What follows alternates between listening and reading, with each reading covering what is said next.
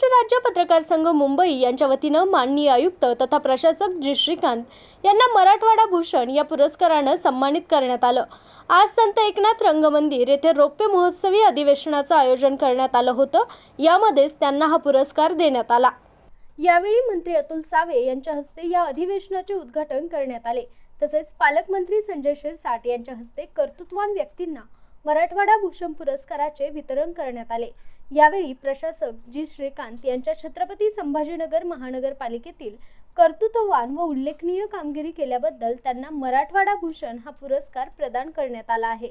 त्यांच्या smart school to best school, खामनदी, सुखना नदीचे पुनर्जीवन प्रकल्प, मनपाचे अद्ययावत रेकॉर्ड रूम, हजेरी ॲप, सोलार परियोजना, आंतरराष्ट्रीय स्टेडियम तसेच अतिक्रमण मुक्त शहरासाठी राबवण्यात येणारी धडक मोहीम, शहर स्वच्छ व सुंदर राहण्यासाठी व नागरिकांना शिस्त लावण्यासाठी विविध 52 प्रकारचे दंड अशा विविध लोकोपयोगी योजना राबवण्याकरता त्यांना हा मानाचा मराठवाडा भूषण पुरस्कार प्रदान करण्यात आला।